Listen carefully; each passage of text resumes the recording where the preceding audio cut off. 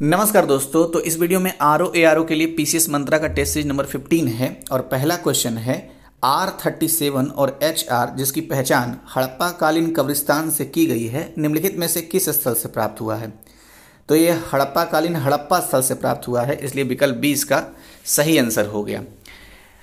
एक खास बात यह है कि कब्रिस्तान जो होते थे ये बस्ती के बाहर स्थित होते थे। मतलब ये हुआ कि R37 और HR हड़प्पा मतलब बस्ती के बाहर स्थित थे किंतु हड़प्पा के नज़दीक स्थित थे। नेक्स्ट है, निम्नलिखित में से ऋग्वेद के किस मंडल में कृषि संबंधित मंत्रों का उल्लेख हुआ है। तो ऋग्वेद के चतुर्थ मंडल में कृषि संबंधित मंत्रों का उल्लेख हुआ है, तो इसलिए विकल्प 20 का सही आंसर है। और चतुर्थ मंडल के रचनाकार कौन थे? वामदेव। नेक्स्ट है, निम्नलिखित पर विचार कीजिए। एक साइड संप्रदाय का नाम लिखा हुआ है और दूसरे साइड उनके प्रतिपादकों का। तो संदेहवादी संप्रदाय के प्रतिपादक संजय वेलपुत थे, भौतिकवादी संप्रदाय के प्रतिपादक अजीत केस कंबलिन थे, नियतिवादी संप्रदाय के प्रतिपादक मक्खली घोषाल थे। तीनों सही सुमेलित है ऑलरेडी, तो इसलिए विकल्प डी इसका सही आंसर हो जाएगा। एक दो बात और, ये जो सारे संप्रदाय के नाम लिखे हुए हैं तीन, ये संप्रदाय 6ठी ईसा पूर्व मध्य गंगा घाटी में उत्पन्न हुए थे। इनकी जानकारी कहाँ से मिलती है? ब्रह्मजाल सूत्र जो ब्राह्मण ग्रंथ है और सूत्र कृतांग ये जैन ग्रंथ है, इन दोनों से इन सारे संप्रदायों की जानकारी मिलती है। नेक्स्ट है, निम्नलिखित मौर्यकालीन अधिकारियों में से कौन सही सुमेलित नहीं है। तो जो सही है उसे देख लेते हैं।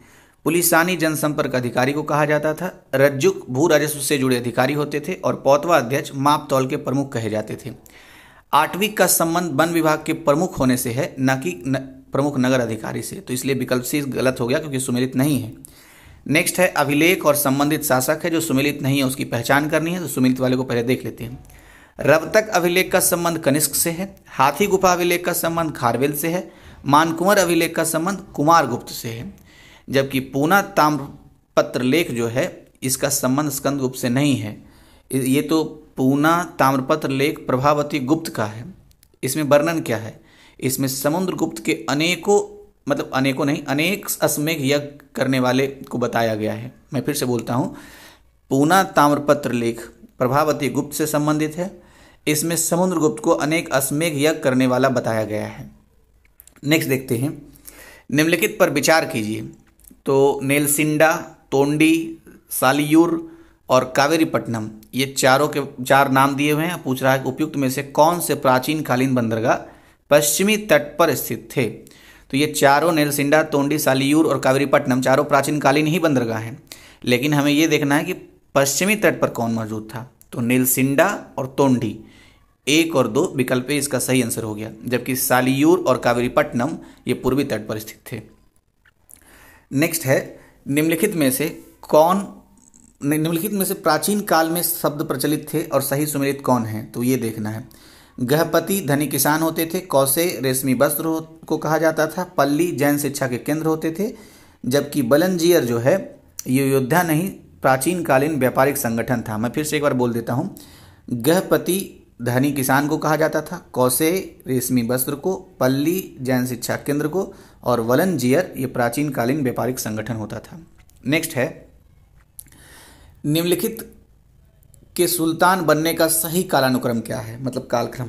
तो रुकनुद्दीन फिरोज 1236 में सुल्तान बना। अलाउद्दीन महमूद शाह का शासनकाल 1242 से 46 तक रहा है।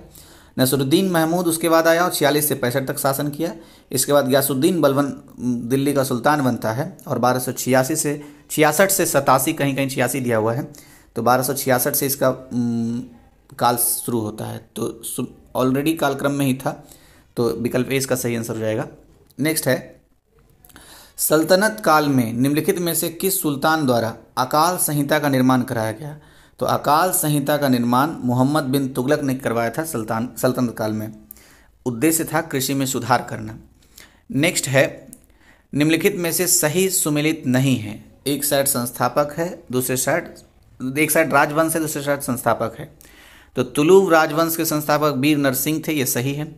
बहमनी राजवंश के संस्थापक बहमन शाह थे, यह भी सही है। और शाहमीर वंश के संस्थापक शाहमीर थे, यह भी सही है। जबकि बी नंबर जो लिखा हुआ है सुमेलित नहीं है। अरविडु वंश के सामने लिखा हुआ है वेंकट प्रथम, जबकि अरविडु वंश के संस्थापक तिरुमल थे। तिरुमल कौन थे? ये विजयनगर राजवंश था जो तुलु वंश के पतन के बाद अस्तित्व में आया। और तुलु वंश का पतन कब हुआ, मतलब कैसे हुआ? तो तालीकोंडा के युद्ध से तुलु वंश का पतन हो गया था और फिर अरविडु वंश आया है जिसके संस्थापक तिरुमल थे। नेक्स्ट है, औरंगजेब द्वारा संकलित इस्लामिक कानून के संग्रह का क्या नाम था? तो फतवा आलमगीरी नाम था। विकल्प 20 का सही आंसर हो गया। इसके बारे में दो फैक्ट ये है कि मुस्लिम विधि का सबसे बड़ा डाइजेस्ट कहा जाता है फतवा आलमगीरी को, और इस्लामी नियम कानून तथा प्रशासन के नियमों से संबंधित है फतवा आलमगीरी। इसका संकलन किसने किया था? औरंगजेब ने। नेक्स्ट है, हमने अपने मित्रों को शक्तिशाली बनाए बिना ही अपने शत्रुओं को कुचल दिया, यह कथन किस घटना से संबंधित है? तृतीय आंग्ल मैसूर युद्ध से संबंधित है जो 1790 से 92 में हुआ था और श्रीरंगपट्टनम की संधि द्वारा समाप्त हुआ था। इस कथन को कहा किसने था? तो कर्नवालिस ने कहा था, क्योंकि तृतीय आंग्ल मैसूर युद्ध कर्नवालिस के समय ही हुआ था। एक फैक्ट ये भी है, ये कथन डंडस पत्र में लिखा गया था कर्नवालिस के द्वारा। अब शेष विकल्प के बारे में बात कर लेते हैं। प्रथम आंग्ल मैसूर युद्ध वैरेन हेस्टिंग्स के समय में हुआ है। द्वितीय आंग्ल मैसूर युद्ध भी वैरेन हेस्टिंग्स के समय में हुआ है। तीसरा के बारे में भी हमने देख ही लिया, कर्नवालिस के समय हुआ था। और चतुर्थ आंग्ल मैसूर युद्ध ये वेरेजली के समय हुआ है। श्रीरंगपट्टनम की संधि को काफ़ी अपमानजनक माना जाता है इतिहास में। ऐसा इसलिए क्योंकि लड़ाई के रूप में टीपू सुल्तान को 3 करोड़ रुपए देने का वचन दिया गया, मतलब देना पड़ा, और कहा गया कि जब तक ये पैसे नहीं देते हैं तब तक इनके 2 पुत्र खालिद और मोइजुद्दीन को बंधक बना करके अंग्रेजों ने रख लिया था। इसीलिए अपमानजनक संधि कहा जाता है श्रीरंगपट्टनम की संधि। नेक्स्ट है, और अंग्रेजों ने उद्योगपतियों को किस क्षेत्र में निवेश करने पर लाभ की गारंटी प्रदान की थी जो तात्कालिक समय में संपूर्ण यूरोप में चर्चा का केंद्र बना रहा? तो भारतीय रेल के निर्माण में लाभ की गारंटी दी गई थी। कहा गया था 5% लाभांश की गारंटी मिलेगा, और इसका परिणाम ये हुआ कि भारी पूंजी का निवेश हो गया भारतीय रेल निर्माण में। नेक्स्ट है, अंग्रेजों के समय बने रॉयल कमीशन का संबंध था। तो ये सेना में भर्ती से संबंधित था रॉयल कमीशन का संबंध। दरअसल 1857 के बाद रॉयल कमीशन बना था, और ये बात भी पता ही है कि फूट डालो राज करो की नीति का पालन करते हुए 1857 के बाद शासन कर रहे थे ब्रिटिशर्स। जाति धर्म समुदाय के आधार पर रेजिमेंट का विभाजन किया जा रहा था, और ये सब सारे काम रॉयल कमीशन के द्वारा किया जा रहा था। नेक्स्ट है, जवाहरलाल नेहरू तथा सुभाष चंद्र बोस ने किस आदिवासी विद्रोह की नेत्री को रानी की उपाधि से सम्मानित किया था? तो गैंडिलियो को रानी की उपाधि से सम्मानित किया था। उस समय 17 साल की मात्र थी। संबंध गैंडिलियो का संबंध किससे है? तो नागा आंदोलन से है। दरअसल नागा आंदोलन के प्रारंभिक नेता थे रोंगमेई जेदोनांग, लेकिन बाद में गैंडिलियो बन गई थी जो 17 वर्षीय नेत्री थी। गांधी के सविनय अवज्ञा आंदोलन से नागा आंदोलन को जोड़ा जाता है क्योंकि उसी विधि से ये आंदोलन चल रहा था। नेक्स्ट है, कोलकाता मदरसा की स्थापना किसने की थी? तो कोलकाता मदरसा की स्थापना वैरेन हेस्टिंग्स ने की थी। तो विकल्प डी इसका सही आंसर हो गया। कब किया था? 1781 में। काम क्या होता था कोलकाता मदरसा में? फारसी और अरबी भाषा का अध्ययन किया जाता था। अच्छा, एक पॉइंट और है, वैरेन हेस्टिंग्स के एक मित्र थे सर विलियम जोन्स। इन्होंने एशियाटिक सोसाइटी ऑफ इंडिया की स्थापना की थी 1778 ईस्वी में, यानी कलकत्ता मदरसा के स्थापित होने से 3 वर्ष पहले। इसमें क्या होता था? इसमें भी अध्ययन ही होता था, लेकिन प्राचीन भारतीय इतिहास और संस्कृति का अध्ययन होता था। नेक्स्ट है, दक्षिण भारत में आत्मसम्मान आंदोलन किसने चलाया? तो दक्षिण भारत में आत्मसम्मान आंदोलन वी रामास्वामी नायकर ने चलाया था। विकल्प सी इसका सही आंसर है। शेष विकल्प के बारे में बात कर लेते हैं। तो के कलप्पड़ का संबंध गुरुवायूर सत्याग्रह से है, और गुरुवायूर सत्याग्रह मंदिरों में प्रवेश को लेकर के किया गया था। एन कुमारन, पी के माधवन, और इसके अलावा एक व्यक्ति का नाम और आता है नारायण गुरु। तो ये तीनों का संबंध छुआछूत के खिलाफ आवाज उठाने से है। नेक्स्ट, निम्नलिखित कथनों पर विचार कीजिए। पहला, अच्छा, तत्पश्चात कूट से सही उत्तर का चुनाव करना है। तो पहला क्या है? शोर कमेटी का संबंध कामागाटा मारू जहाज के यात्रियों की कानूनी मदद से था। तो ये सही है। चंपारण सत्याग्रह के सफल नेतृत्व के बाद ही रविन्द्रनाथ टैगोर जी ने गांधी जी को पहली बार महात्मा कहा था। दूसरा कथन भी सही है। तीसरा कथन लिखा हुआ है कि एनी बेसेंट कांग्रेस की प्रथम भारतीय महिला अध्यक्ष थी। तो ये भारतीय जोड़ देने के कारण ये कथन गलत हो गया, क्योंकि प्रथम भारतीय कांग्रेस की महिला अध्यक्ष सरोजनी नायडू रही हैं। हाँ, सिर्फ पूछता एनी बेसेंट कांग्रेस की प्रथम महिला अध्यक्ष थी, तो हाँ पहली महिला अध्यक्ष जरूर थी, लेकिन भारतीय पहली नहीं थी, तो इसलिए तीसरा कथन गलत हो गया। चौथा लिखा हुआ है हंटर कमेटी का संबंध जलियांवाला बाग हत्याकांड से था, तो ये सही है, इसलिए विकल्प सी 1, 2, 4 इसका सही आंसर हो गया। मैं एक बार फिर से देख लेता हूँ। एक था शोर कमेटी, इसका संबंध कामागाटा मारू जहाज के यात्रियों की कानूनी मदद से था, और एक हंटर कमेटी है, ये जलियांवाला बाग हत्याकांड से संबंधित था। ठीक है, नेक्स्ट, बंगाल प्रेसिडेंसी के मजिस्ट्रेट किंग्सफोर्ड की हत्या का प्रयास किसने किया था? तो प्रफुल्ल चाकी ने भी किया था और खुदीराम बोस ने भी किया था। विकल्प बी सी इसका सही आंसर हो गया, ए और बी। प्रफुल्ल चाकी ने सुसाइड कर लिया और खुदीराम बोस को फांसी दे दी गई थी, हालांकि ये सफल नहीं रहा था किंग्सफोर्ड की हत्या का प्रयास। किंग्सफोर्ड बंगाल प्रेसिडेंसी के मजिस्ट्रेट रहे थे 1908, 30 अप्रैल 1908 के आसपास। नेक्स्ट है निम्नलिखित प्रस्तावों या कमीशन को पहले से बाद के क्रम में लगाइए।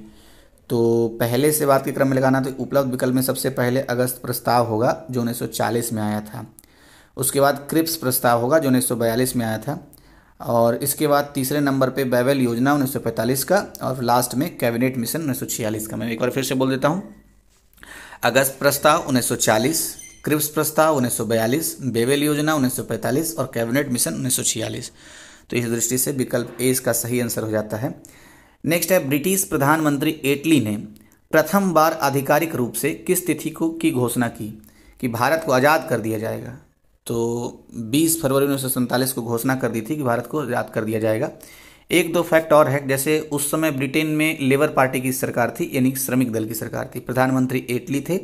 घोषणा जून 1948 से पहले की हुई थी, हालांकि घोषणा हो गया था 20 फरवरी 1947 को ही, लेकिन कह दिया गया कि जून 1948 से पहले तक आज़ाद कर दिया जाएगा।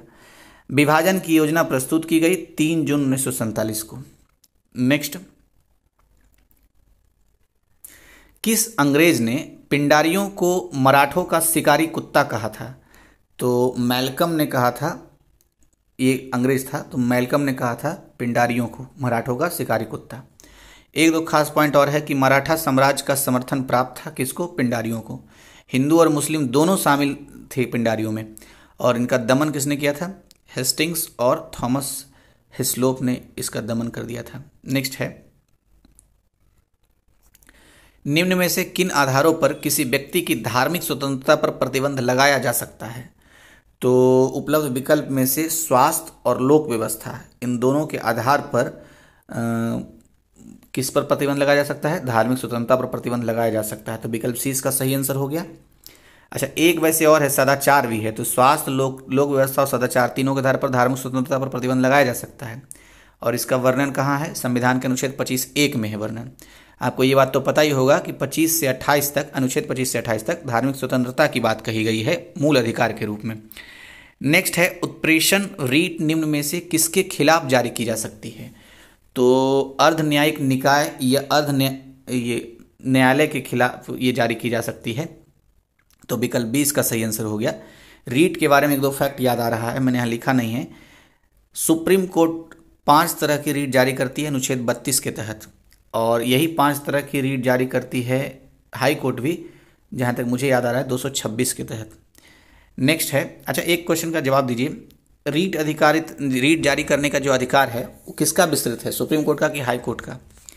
चलिए मैं ही बता देता हूँ, हाई कोर्ट का ज़्यादा विस्तृत है, ऐसा ना कन्फ्यूजन करना है कि सुप्रीम कोर्ट है उसका ज़्यादा विस्तृत होगा। नेक्स्ट है, भारतीय संविधान में नीति निर्देशक तत्व है, तो भारतीय संविधान में नीति निर्देशक तत्व कौन कौन से वो देखने हैं।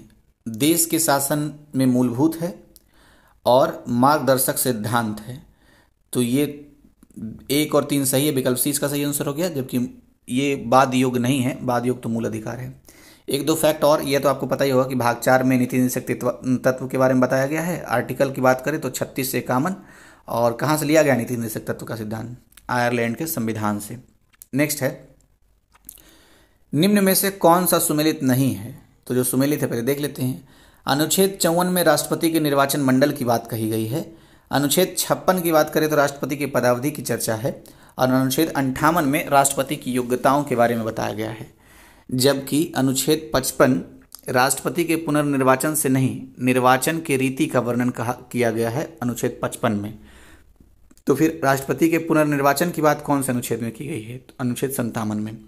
मैं एक बार फिर से सही सही सब पढ़ देता हूँ। अनुच्छेद 54 में राष्ट्रपति के निर्वाचन मंडल की बात की गई है। अनुच्छेद 55 में निर्वाचन के रीति का वर्णन किया गया है। अनुच्छेद 56 में राष्ट्रपति की पदावधि की बात कही गई है और अनुच्छेद 58 में राष्ट्रपति की योग्यताओं के बारे में बताया गया है और अनुच्छेद 57 में राष्ट्रपति के पुनर्निर्वाचन की बात कही गई है। नेक्स्ट, निम्न में से किस संविधान संशोधन के द्वारा मंत्रिपरिषद के सदस्यों की संख्या को निश्चित किया गया? तो 51वां संविधान संशोधन, 91 संविधान संशोधन के द्वारा निश्चित किया गया और 15% बता दिया गया। 15% ही रहेगा राज्यों में या केंद्र में जितने मेंबर हैं उसके 15%। ठीक है। हाँ, हालांकि एक बात और भी कहा गया था कि जहां पर मेंबर की संख्या 40 है विधानसभा में, वहां 12 लोग मंत्री बन सकते हैं। अच्छा, एक दो पार्ट और है। क्या है इसमें? 2003 में ये संशोधन हुआ था। आर्टिकल 75(1) में क उपखंड करके ये जोड़ दिया गया है 51वां संविधान संशोधन की सदस्य संख्या के 15% ही मंत्री परिषद का निर्माण करेंगे। अच्छा, 42वें संविधान संशोधन से एक फैक्ट आपको याद आ रहा होगा कि इसे मिनी कॉन्स्टिट्यूशन कहा जाता है। नेक्स्ट पॉइंट है, मतलब क्वेश्चन है, निम्न निकायों पर विचार कीजिए। कौन कौन से निकाय हैं? नीति आयोग, राष्ट्रीय विकास परिषद, राष्ट्रीय जल संसाधन परिषद। तो बताना यह है कि भारत के प्रधानमंत्री उपरोक्त में से किसके पदेन अध्यक्ष होते हैं? तो तीनों के होते हैं, नीति आयोग के भी, राष्ट्रीय विकास परिषद के भी, राष्ट्रीय जल संसाधन परिषद के भी।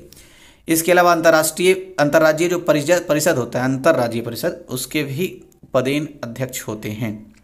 तो विकल्प डी इसका सही आंसर हो गया। नेक्स्ट है, निम्न कथनों पर विचार कीजिए। तो पहला कथन क्या है? राष्ट्रपति संसद का अभिन्न अंग होता है।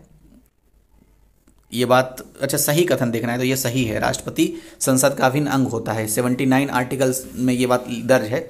अच्छा, जब 79 आर्टिकल के बारे में बात कर रहे हैं तो आपने अगर यूपीपीसीएस का प्रीवियस ईयर का सॉल्व पेपर देखा होगा जो अपलोडेड है, तो उसमें मैंने कहा है कि जब भी 79 की बात आए तो 80, 81 और 52 इन चारों आर्टिकल को ग्रुप ऑफ आर्टिकल के रूप में याद रखा जाना चाहिए। क्यों? क्योंकि 79 में संसद की संरचना की बात की गई है, जिसमें कहा गया है कि राज्यसभा, लोकसभा और राष्ट्रपति तीनों को मिलाकर के संसद की संरचना होगी। फिर उसके बाद 80 में राज्यसभा के बारे में बताया गया है, 81 में लोकसभा के बारे में बताया गया है और 52 किस लिए? क्योंकि राष्ट्रपति चूंकि अंग होता है तो 52 को भी याद रखना चाहिए। 52 में राष्ट्रपति के बारे में बताया गया है। नेक्स्ट पॉइंट क्या है? दल बदल के आधार पर संसद सदस्यों की अयोग्यता पर अंतिम निर्णय राष्ट्रपति का होता है। जी नहीं, स्पीकर या राज्यसभा में सभापति का होता है। तो दूसरा गलत हो गया, एक नंबर सिर्फ सही है, विकल्प ए इसका आंसर है।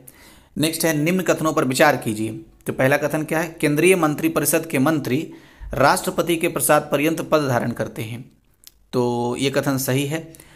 केंद्रीय मंत्रिपरिषद सामूहिक रूप से राष्ट्रपति के प्रति उत्तरदायी होते हैं। जी नहीं, लोकसभा के प्रति उत्तरदायी होते हैं और ये आर्टिकल 75 में शायद कहा गया है। तो केवल एक सही इसका आंसर हो गया। नेक्स्ट है, निम्नलिखित में से किस अनुच्छेद के तहत लोकसभा अध्यक्ष बहुमत वाले दल या गठबंधन से चुना जाता है? तो बहुमत वाले दल या गठबंधन से चुना जाता है, इसमें कट क्यों लगाया हूं मैं? ये लाइन का फॉर्मेशन दरअसल गलत है। बहुमत वाले दल या गठबंधन से चुना जाता है लोकसभा का अध्यक्ष, ऐसा कहीं कहा नहीं गया है। ये पीछे व्याख्या में भी लिखा हुआ है। हाँ, ये जरूर कहा गया है लोकसभा अध्यक्ष के बारे में 93 अनुच्छेद में 93वां अनुच्छेद 93rd आर्टिकल में लोकसभा अध्यक्ष के बारे में बात कही गई है और कहा गया है कि संसद सदस्य में से एक अध्यक्ष एवं एक उपाध्यक्ष चुनेगी अपने ही सदस्यों में से। ये लेकिन परंपरा में है, ये सत्ता, अच्छा अध्यक्ष जो होता है वो सत्ता पक्ष से होता है और विपक्ष परंपरा के अनुसार विपक्ष में से होता है उपाध्यक्ष। मैं फिर से बोल देता हूँ जो मैंने बोला। मैं ये कह रहा हूँ कि लोकसभा अध्यक्ष बहुमत वाले दल या गठबंधन से चुना जाता है, तो ये बहुमत वाले दल और गठबंधन लाइन का कोई यूज नहीं है, इसलिए कट है। हाँ, लोकसभा अध्यक्ष के बारे में आर्टिकल 93 में कहा गया है और ये कहा गया है कि संसद के सदस्य में से ही एक अध्यक्ष और एक उपाध्यक्ष होगा, जो संसद के सदस्यों के द्वारा ही चुना जाएगा। सामान्य रूप से ये परंपरा में बातें हैं कि अध्यक्ष सत्ता पक्ष से और उपाध्यक्ष विपक्ष से होता है। नेक्स्ट है, निम्न में से किस अनुच्छेद के तहत एक नई अखिल भारतीय सेवा का सृजन किया जा सकता है? तो अनुच्छेद 312 के तहत किया जा सकता है और इस मामले में राज्यसभा को विशेष अधिकार है। नेक्स्ट है, निम्नलिखित में से असत्य कथन है। तो असत्य कथन से पहले सत्य कथन देख लेते हैं। तो लोकसभा में लंबित कोई विधेयक सदन के सत्रावसान पर समाप्त यानी लैप्स हो जाता है, तो ये सत्य कथन है। भारत की संचित निधि से धन निर्गत करने और राष्ट्रपति का नियंत्रण होता है। जी नहीं, संसद का नियंत्रण होता है, आर्टिकल 266 में बात लिखी हुई है, तो इसलिए दूसरा कथन गलत हो गया, यही इसका आंसर था। और दो सत्य कथन इसको देख लेते हैं। संसद के दोनों सदनों की संयुक्त बैठक की अध्यक्षता लोकसभा अध्यक्ष करते हैं। ये बात सही है, लोकसभा अध्यक्ष करते हैं दोनों संयुक्त बैठक की अध्यक्षता। और ये शायद 118 में है कि 108 में, मैं कंफ्यूज कर रहा हूँ, शायद 118 में ही है ये। आप एक बार देखिए, कमेंट करके बताइएगा 118 में है या 108 में। नेक्स्ट, लोकसभा में प्रश्नकाल के बाद का समय शून्यकाल कहा जाता है, तो ये बात सही है। नेक्स्ट देखते हैं, निम्न कथनों पर विचार कीजिए। भारतीय संसद की संप्रभुता पर प्रतिबंध लगाया जा सकता है। ये बात सही है, सही कथन की देखना है कि भारतीय संसद की संप्रभुता पर प्रतिबंध लगाया जा सकता है। वो बेसिक स्ट्रक्चर ऑफ कॉन्स्टिट्यूशन जो है ना, उसी के द्वारा लगाया जा सकता है। सर्वोच्च न्यायालय इसकी न्यायिक समीक्षा कर सकता है, तो ये भी बात सही है, इसलिए दोनों कथन सही हो गया, विकल्प सी।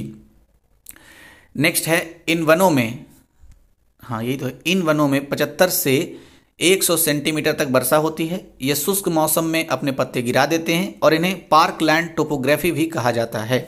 उपर्युक्त विवरण में निम्नलिखित वनस्पति प्रकारों में से किसका वर्णन किया गया है? तो ये उष्णकटिबंधीय शुष्क पर्णपाती वन के बारे में बताया गया है। पॉइंट आउट कर देता हूँ, उष्णकटिबंधीय शुष्क पर्णपाती वन में 75 से 100 सेंटीमीटर तक वर्षा होती है। शुष्क मौसम में अपने पत्ते ये गिरा देते हैं और इन्हें पार्कलैंड टोपोग्राफी भी कहा जाता है। किसको? उष्णकटिबंधीय शुष्क पर्णपाती वन को। नेक्स्ट है, निम्नलिखित कथनों पर विचार कीजिए। तो पहला कथन है, जलोढ़ मिट्टी में अपरिपक्व और अविकसित मृदा परिच्छेदिका होती है। इसमें पोटास, फास्फोरस और क्षार ये कम होते हैं। जी नहीं, पोटास और फास्फोरस और क्षार जो होता है ये उच्च होता है। ये गलत कथन है एक तरीके से। और लिखा, जबकि नाइट्रोजन और अधिक होते हैं। नाइट्रोजन तो कम होता है, ह्यूमस और नाइट्रोजन कम होता है, लेकिन फास्फोरस और क्षार ये उच्च होता है। उलट करके लिख दिया गया है। नेक्स्ट है, काली मिट्टी में उच्च ह्यूमस के साथ नमी होती है, जबकि एल्यूमिना और लोहे की मात्रा कम होती है। ये कथन भी गलत है, क्योंकि यहाँ पर उच्च ह्यूमस नहीं कम ह्यूमस होता है, तो इसलिए कथन गलत लग रहा है। नेक्स्ट है, लेटेराइट मिट्टी उच्च तापमान और उच्च वर्षा वाले क्षेत्रों में बनती है, जिसमें लोहे के ऑक्साइड उच्च और चूने व मैग्नीशिया की कमी होती है। तो तीसरा जो कथन है सही है, इसलिए केवल 3 इसमें सही आंसर हो जाएगा, विकल्प डी इसका सही आंसर है। नेक्स्ट है, थोड़ा जटिल फॉर्मेशन था क्वेश्चन का। निम्नलिखित में से कौन सा कथन सही नहीं है? तो जो कथन सही नहीं है तो विकल्प ए में है। चलिए पहले उसी को देख लेते हैं। वितरिकाएं यानी डिस्ट्रीब्यूटरीज जो होती है, नदी के स्रोत पर बनने वाली धाराओं का समूह है। जी नहीं, ये नदी के डेल्टाओं के अवसादों के बीच में बनने वाली धाराओं का समूह होता है। तो पहला ही कथन गलत हो गया।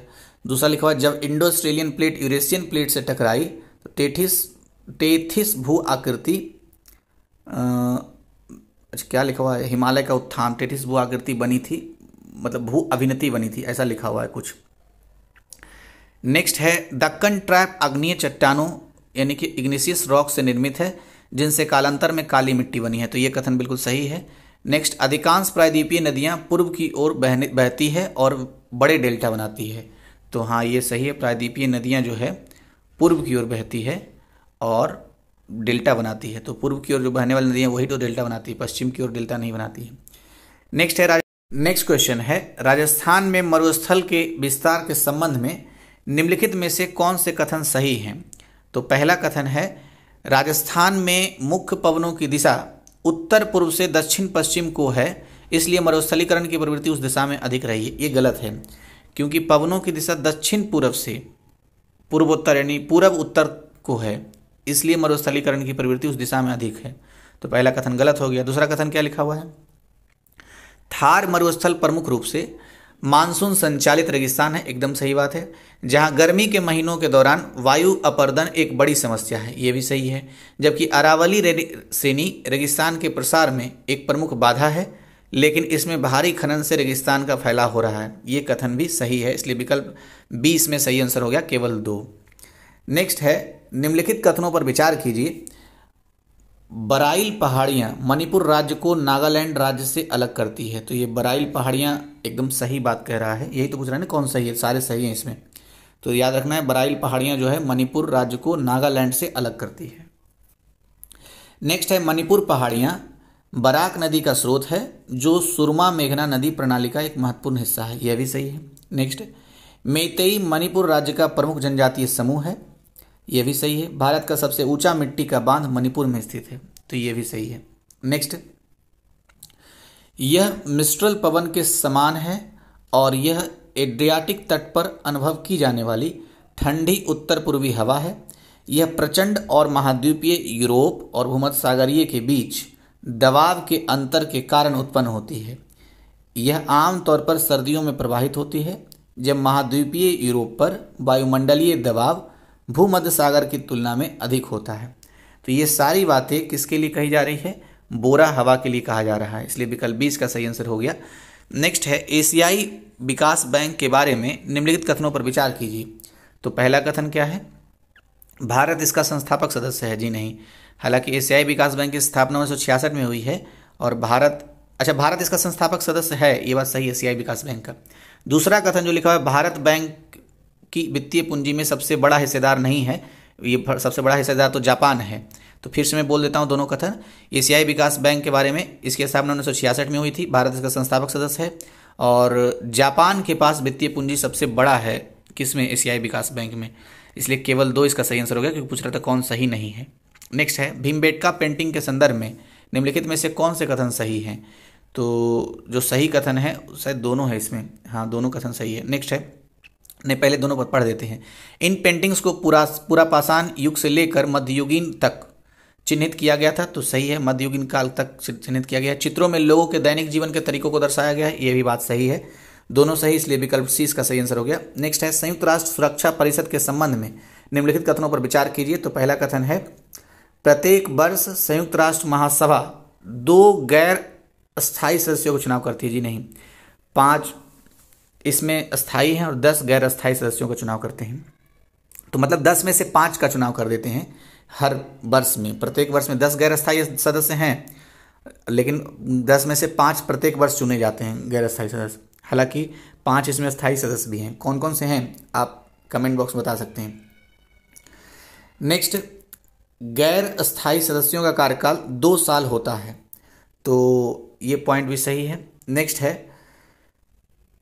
गैर अस्थायी सीटें महाद्वीपीय आधार पर वितरित की जाती है। महाद्वीपीय आधार पर नहीं, क्षेत्रीय आधार पर वितरित की जाती है। एशिया से 5, यूरोप से 1 और लैटिन अमेरिका और कैरेबियाई देश से 2-2, उसके बाद फिर पश्चिमी यूरोप और अदर्स से 2-2 नियुक्त किया जाता है। तो केवल 2 सही था। Next, south Asia group for energy यानी सेज के संदर्भ में निम्नलिखित में से कौन से कथन सही हैं? तो पहला कथन लिखा हुआ, इसका उद्देश्य दक्षिण एशिया क्षेत्र में सतत ऊर्जा विकास को सक्षम बनाना है। तो सिर्फ यही सही है क्या? सिर्फ यही सही है। दूसरा क्या लिखा हुआ है, यह दक्षिण एशिया के सभी, जो सही नहीं उसको छोड़ देते हैं, इसमें कुछ आंसर लिखा हुआ भी नहीं है। तो बस याद रखना है कि south Asia group for energy जो है, इसका उद्देश्य दक्षिण एशिया क्षेत्र में सतत ऊर्जा विकास को सक्षम बनाना है। तो विकल्प ए इसका सही आंसर हो गया। नेक्स्ट है, आर्कटिक परिषद के संबंध में बातें कुछ दी गई है। तो यह एक अंतर सरकारी फोरम है, सही बात है। इसका उद्देश्य यानी आर्कटिक परिषद का उद्देश्य आर्कटिक की पर्यावरणीय स्थितियों की रक्षा करना, ये भी सही है। भारत और चीन दोनों को आर्कटिक परिषद में पर्यवेक्षक का दर्जा दिया गया है, ये भी कथन सही है। तीनों सही है, इसलिए विकल्प डी इसका सही आंसर हो गया। आर्कटिक परिषद का स्थापना 1996 में हुआ है और 13 इसमें गैर आर्कटिक सदस्य देश हैं। नेक्स्ट, निम्नलिखित में से कौन G7 समूह का सदस्य नहीं है? तो ऑस्ट्रेलिया G7 समूह का सदस्य नहीं है, जबकि जापान है, कनाडा है, जर्मनी है। देखिए, फ्रांस, इटली और यूके, फ्रांस, इटली और यूके ये सदस्य हैं। उसके बाद एशिया से कौन है? तो जापान है। अमेरिका से बात करें तो कनाडा और यूएसए है। तो कितना हो गया? 3 हो गया, 4 और बचे, तो 4 ये यूरोप से हैं, फ्रांस, इटली, यूके और एक जर्मनी हो गया। तो ये 4 इसके सदस्य हैं, उससे कुल मिला कितने हो गए? 7। नेक्स्ट है, परमाणु हथियार निषेध संधि के संबंध में निम्नलिखित कथनों पर विचार कीजिए। पहला कथन है, यह किसी भी परमाणु हथियार गतिविधियों में भाग लेने पर प्रतिबंध लगाता है, एकदम बिल्कुल सही है। दूसरा लिखा हुआ, यह गैर बाध्यकारी अंतर्राष्ट्रीय समझौता है। जी नहीं, बाध्यकारी है, बाध्यकारी समझौता है ये परमाणु हथियार निषेध संधि। तीसरा पॉइंट लिखा, भारत ने इस पर हस्ताक्षर किए हैं लेकिन इसकी पुष्टि नहीं की है, ये कथन गलत है। तो विकल्प ए सही इसका आंसर हो गया, केवल एक। टाइटन निम्नलिखित में से किस ग्रह का चंद्रमा है? तो शनि ग्रह का चंद्रमा है, विकल्प 20 का सही आंसर हो गया है। सबसे बड़ा चंद्रमा है टाइटन, शनि ग्रह का। नेक्स्ट है, समुद्री गर्म लहर, इसको मैरीन हीट वेव के भी कहा जाता है, के संदर्भ में निम्नलिखित कथनों पर विचार करना है। पहला क्या लिखा हुआ है, इन्हें लंबे समय अवधि के लिए होने वाले महासागरों के ताप के रूप में संदर्भित किया जाता है, एकदम सही है ये। दूसरा कथन लिखा हुआ है कि ये गर्मी के मौसम या गर्मियों के अंत के मौसम में होते हैं, तो ये कथन गलत है। गर्मी और सर्दी दोनों में होता है, इसलिए विकल्प ए इसका सही आंसर हो गया, केवल एक। इस वीडियो का लास्ट क्वेश्चन है कि भारत में निम्नलिखित में से कौन सा बाघ रिजर्व है। तो इसमें तो सारे बाघ रिजर्व हैं। हाँ, नामेरी नेशनल पार्क ये बाघ रिजर्व है, ये भी। नागरहोल राष्ट्रीय उद्यान ये भी बाघ रिजर्व है। सुंदरवन नेशनल पार्क यह भी बाघ रिजर्व है। सुंदरवन वेस्ट बंगाल में है, नामेरी नेशनल पार्क ये कहाँ है, असम में है, और 2000 में इसको बाघ रिजर्व घोषित किया गया था। इसके बाद फिर नागरहोल राष्ट्रीय उद्यान जो है ये विश्व धरोहर स्थल भी है, ठीक है। अच्छा, बाघों के बारे में जब बात कर रहे हैं तो 5-6 फैक्ट के बारे में बात कर लेते हैं। 29 जुलाई को विश्व बाघ दिवस मनाया जाता है, आपको याद होगा। बाघों के लिए टाइगर रिजर्व भारत में कितने हैं, तो पहले 50 था, 52 हो चुका है। 51वां नंबर बिलीवुथूर करके कोई है, वो तमिलनाडु में है, और 52वां नंबर राजस्थान का है, रामधारी बिस्धर कुछ ऐसे करके नाम है, तो ये 52वां नंबर का है। 2 फैक्ट हो गया। तीसरा फैक्ट ये, सेंट पीटर्सबर्ग घोषणा पत्र आपको याद आ रहा होगा, ये भी बाघों से संबंधित है। तीसरा बात ये कि दुनिया का 70% बाघ सिर्फ भारत में ही है। चौथा पॉइंट क्या, हाँ, बाघों की संख्या कितना है, तो 2967 है भारत में बाघों की संख्या। सबसे ज़्यादा किस राज्य में है, तो 526 है मध्य प्रदेश में, इससे 2 कम 524 ये है कर्नाटका में। दूसरा स्थान यानी कि आता है बाघों की संख्या के मामले में कर्नाटका का नाम। यूपी में कितने बाघ हैं, 173 बाघ हैं यूपी में। तो ये सारे कुछ फैक्ट थे और कुछ तो याद नहीं आ रहा। अच्छा हाँ, भारत सरकार के द्वारा प्रोजेक्ट टाइगर चलाया जा रहा है, कब से, 1973 से। यूपी पीसीएस के प्रीवियस ईयर्स में 1 से अधिक बार पूछा गया है। तो इस वीडियो में इतना ही रहने देते हैं। अगर आपको वीडियो अच्छा लग रहा है, कुछ सुधार की संभावना है तो कमेंट बॉक्स में बताइए। अच्छा लग रहा है तो आप सब्सक्राइब कर लीजिए। Thank you.